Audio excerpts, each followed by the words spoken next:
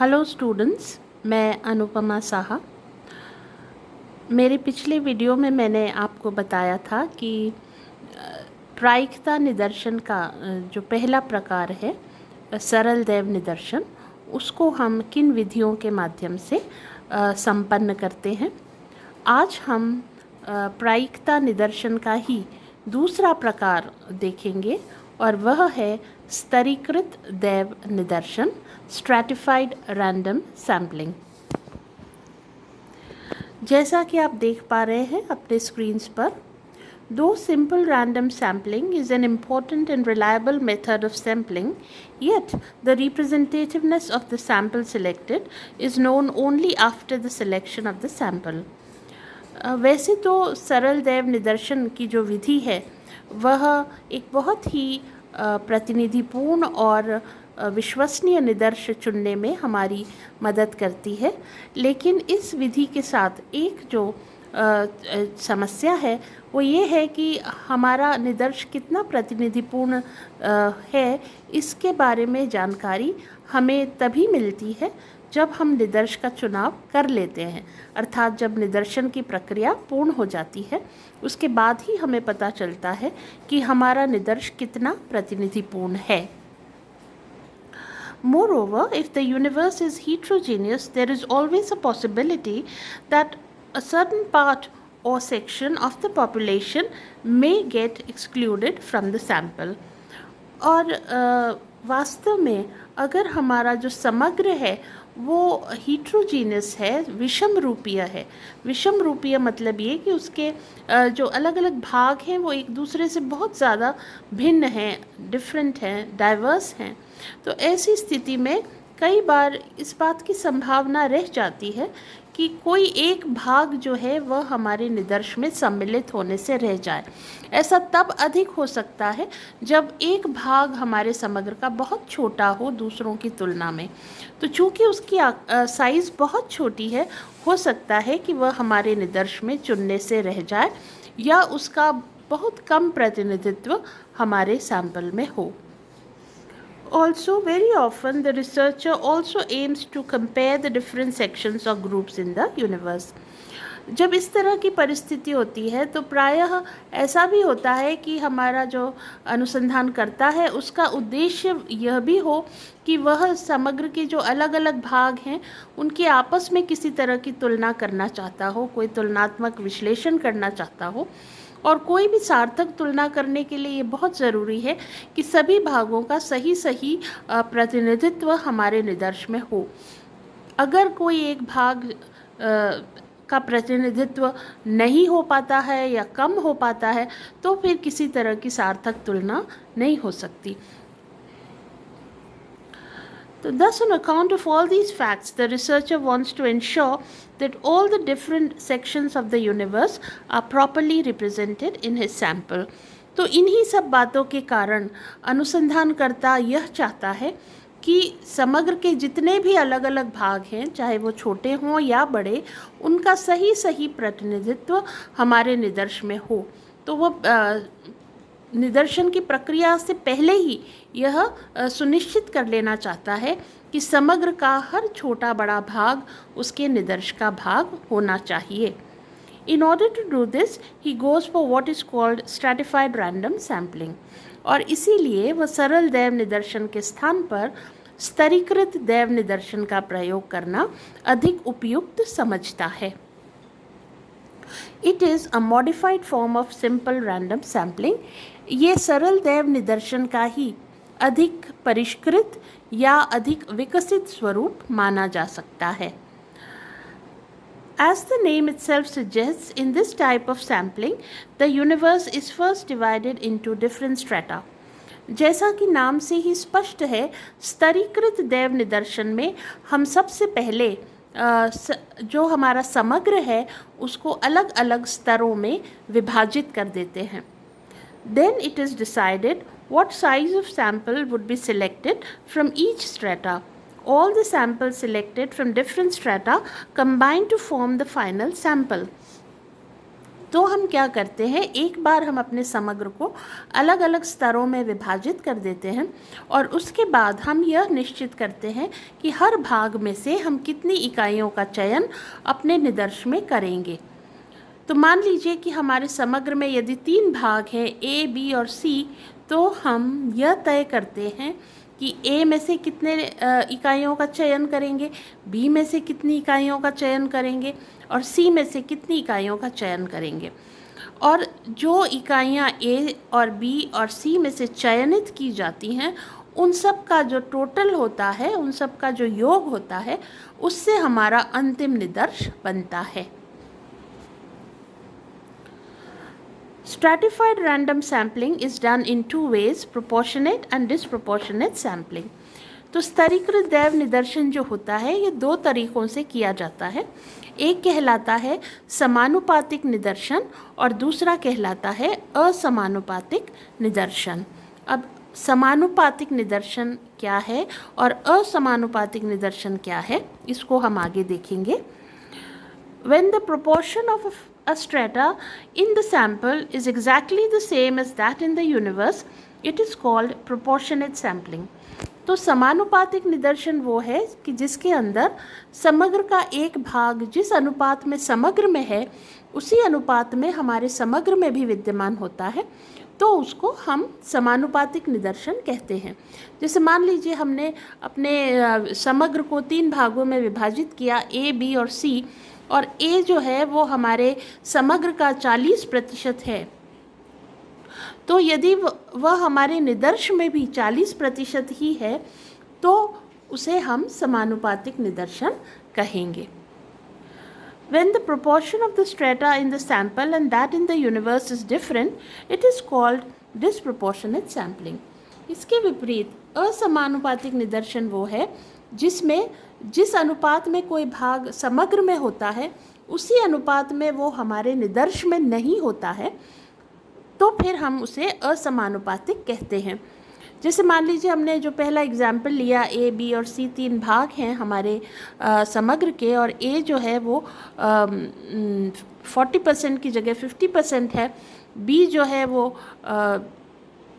35% है और सी जो है वो 25% है। तो अब हम यहाँ देख रहे हैं कि एक तो 40 है, दूसरा 35 है, तीसरा 25 है। तो ए और सी में काफ़ी डिफरेंस है, ए 40% है, सी 25% है। और चूंकि हमारे अध्ययन का उद्देश्य ये है कि हम इनके बीच में कोई सार्थक तुलना करना चाहते हैं, तो हम क्या करते हैं, जो 40% है उसका कम भाग लेते हैं, उसका शायद हम 30% ही लेते हैं, और जो 25% है उसका हम 30% ले लेते हैं, ताकि ए और सी का लगभग बराबर प्रतिनिधित्व हमारे सैंपल में हो। तो ए जहाँ ज़्यादा है वहाँ से थोड़ा कम, और जहाँ कम है वहाँ से थोड़ा सा ज़्यादा चुनाव कर लेते हैं, ताकि जो फाइनल सैंपल है उसमें दोनों का या तीनों का, ए, बी और सी तीनों का सही प्रतिनिधित्व हो और उनकी आपस में ठीक प्रकार से तुलना की जा सके। Proportionate sampling is useful when the size of different strata in the universe is more or less equal.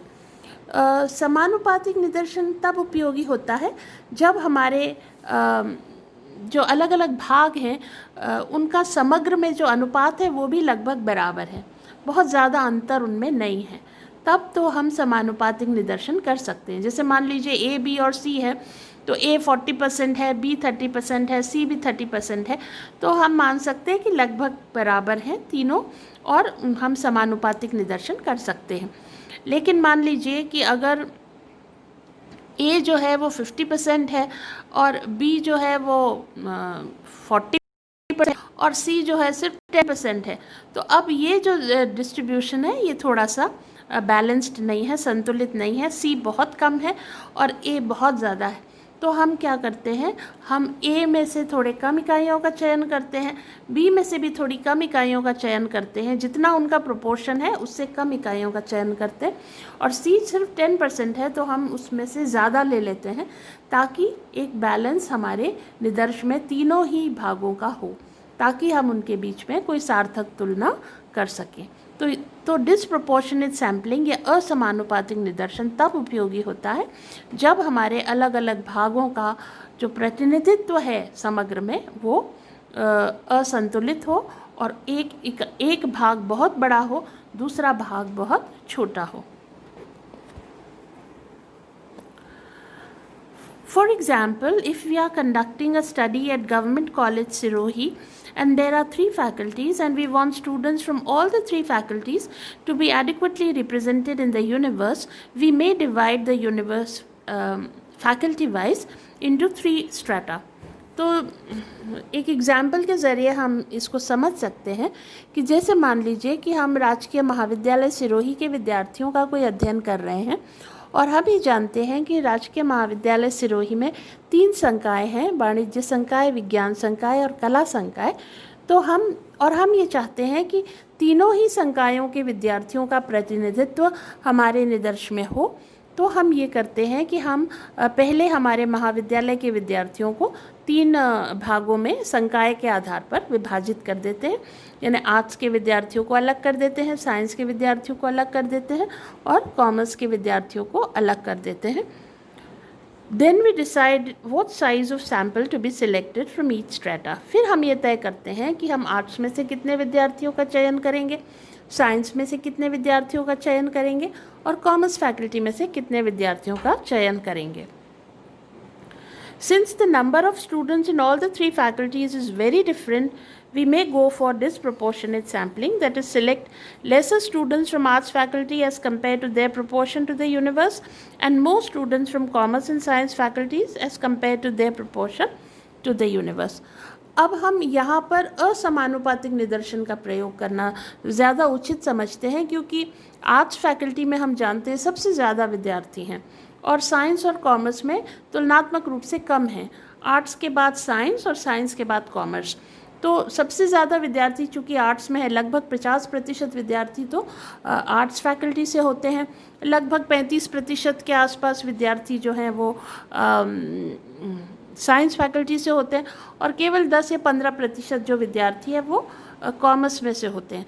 तो चूँकि इनका अनुपात है समग्र में वो अलग अलग है, तो एक संतुलन बनाए रखने के लिए निदर्श में हम आर्ट्स फैकल्टी में से थोड़े से जितना उनका अनुपात है उससे थोड़ा कम लेते हैं, विज्ञान में भी जितना अनुपात है उससे थोड़ा कम लेते हैं और कॉमर्स में जितना अनुपात है उससे थोड़ा ज़्यादा लेते हैं ताकि लगभग बराबर संख्या में विद्यार्थी आर्ट्स, साइंस और कॉमर्स के हमारे सैंपल में विद्यमान हो, ताकि हम जब कोई तुलना करें तीनों फैकल्टीज़ की तो एक सार्थक तुलना हो सके। The samples can be selected using any of the 3 methods, namely lottery method, random number method or the regular interval method. अब कैसे हम इकाइयों का चयन करेंगे? अपनी इच्छा से हम आर्ट्स से नहीं चयन करेंगे, अपनी इच्छा से हम साइंस के विद्यार्थियों का चयन नहीं करेंगे, अपनी इच्छा से हम कॉमर्स के विद्यार्थियों का भी चयन नहीं करेंगे, बल्कि हम एक व्यवस्थित विधि के माध्यम से, बहुत ही एक व्यवस्थित प्रक्रिया के माध्यम से हम स्टूडेंट्स का चयन करेंगे। जैसे हम सरल दैव निदर्शन में भी करते हैं, उन्हीं 3 विधियों का प्रयोग हम स्तरीकृत दैव निदर्शन में भी कर सकते हैं। अर्थात हम लॉटरी विधि का प्रयोग कर सकते हैं, हम रैंडम अंक विधि का प्रयोग कर सकते हैं और हम नियमित अंतराल विधि का प्रयोग कर सकते हैं। तो इन तीनों ही विधियों में से जो भी हमें उचित और सुविधाजनक लगती है हम उस विधि का प्रयोग कर सकते हैं। The sample selected from each strata would combine to form the final sample. तो इस तरह से आर्ट्स फैकल्टी से हम मान लीजिए हमने लॉटरी विधि का प्रयोग किया तो हम आर्ट्स फैकल्टी में से कुछ इकाइयों का चयन करेंगे, हम कॉमर्स में से कुछ इकाइयों का चयन करेंगे और हम साइंस फैकल्टी में से भी कुछ इकाइयों का चयन करेंगे। ये जो चयनित विद्यार्थी हैं तीनों ही फैकल्टीज़ के, ये तीनों मिलकर हमारा अंतिम निदर्श का निर्माण करेंगे। The sample selected by this method is representative, unbiased, scientific and reliable. तो इस तरह से हम जिस निदर्श का चुनाव करेंगे वह प्रतिनिधिपूर्ण होगा, क्योंकि उसमें हमने पहले से ही विभाजन कर दिया है और तीनों ही फैकल्टीज़ में से हमने इकाइयों का चयन किया है, तो वह निश्चित रूप से प्रतिनिधिपूर्ण होगा। अनबायस्ड और साइंटिफिक इसलिए है क्योंकि हमने पूरी निष्पक्षता के साथ इकाइयों का चयन किया है। कहीं भी इस प्रक्रिया में हमने अपनी इच्छा का प्रयोग नहीं किया है, बल्कि हमने एक बहुत ही व्यवस्थित और अनबायस्ड निष्पक्ष तरीक़े से हमने सैम्पलिंग की है। तो इसलिए यह जो निदर्श चुन करके आता है वो वैज्ञानिक होता है, निष्पक्ष होता है एंड रिलायबल और विश्वसनीय होता है। विश्वसनीयता का मतलब ये है कि इस विधि से अगर हमने एक बार कोई सैंपल चुना, उसके बाद इसी विधि से हम इसी समग्र में से फिर से कोई सैंपल चुनते हैं, तो जो दोनों सैंपल हैं उनमें कोई सार्थक अंतर नहीं होगा, लगभग एक जैसा ही सैंपल हमारे सामने आएगा। या मान लीजिए कि मैंने एक सैंपल चुना है और मेरे चुनने के बाद आप कोई दूसरा व्यक्ति इसी समग्र में से इसी मेथड से दूसरा सैंपल चुनता है, तो दोनों सैंपल्स में कोई सार्थक अंतर नहीं होगा। तो इसलिए हम यह कहते हैं कि यह विधि सैंपल चुनने की एक बहुत ही विश्वसनीय विधि है, रिलायबल मेथड है। तो इस प्रकार स्ट्रैटिफाइड रैंडम सैम्पलिंग या स्तरीकृत दैव निदर्शन वास्तव में सरल दैव निदर्शन का ही अधिक मॉडिफाइड, अधिक परिष्कृत स्वरूप है। इसमें जो इकाइयाँ चुनने का जो तरीका है वो वही तरीके हैं जिसका उपयोग हम सिंपल रैंडम सैम्पलिंग में यानी सरल दैव निदर्शन में करते हैं। लॉटरी विधि, रैंडम अंक विधि और नियमित अंतराल विधि। तो स्तरीकृत दैव निदर्शन के संबंध में आपको इतनी ही जानकारी देनी थी। मुझे पूरा विश्वास है कि ये जो सामग्री मैंने आपको प्रदान की है इस वीडियो के माध्यम से, वह आपको उपयोगी लगी होगी। आप सभी का बहुत बहुत धन्यवाद।